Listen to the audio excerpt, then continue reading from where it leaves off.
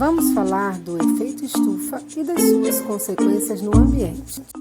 Olá, amigos! Hoje vamos aprender o que é o efeito estufa. Vocês já ouviram falar sobre ele? O efeito estufa é um fenômeno natural que faz com que a vida no nosso planeta seja possível. Mas por que estamos falando sobre o efeito estufa? Vocês sabem como ele funciona? Agora vocês vão entender melhor. Uma estufa é uma construção de plástico ou de vidro fechada usada para produzir culturas, flores e plantas. O teto e as paredes permitem que os raios do sol entrem e fiquem dentro da estufa para aquecê-la. Dessa forma, é possível manter a temperatura e a umidade adequadas para favorecer o desenvolvimento das plantas. Esse mesmo efeito também ocorre no nosso planeta. Vejam que interessante!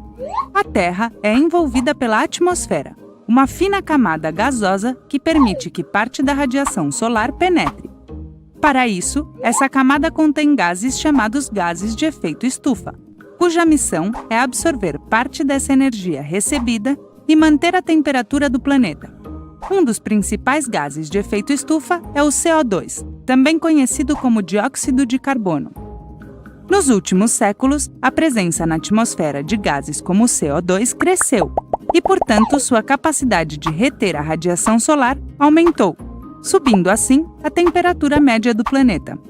Do mesmo jeito que na estufa, lembram?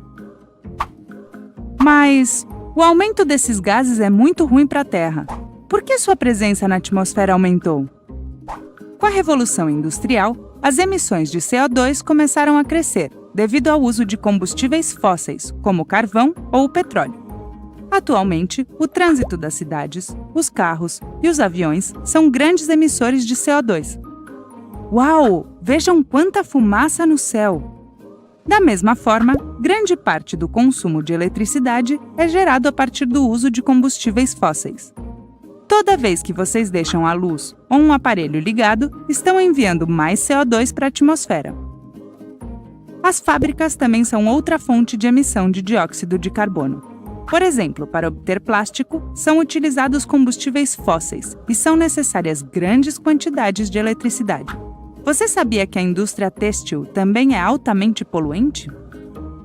A pecuária intensiva também é responsável pelas emissões de gases de efeito estufa. Os incêndios florestais enviam grandes quantidades de CO2 para a atmosfera. Como consequência do aumento do efeito estufa e como consequência do aumento da temperatura global, a Terra está mudando.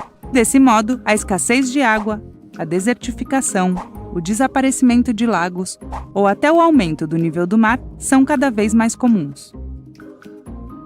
As consequências que se esperam para o futuro são piores, se não tomarmos medidas urgentes.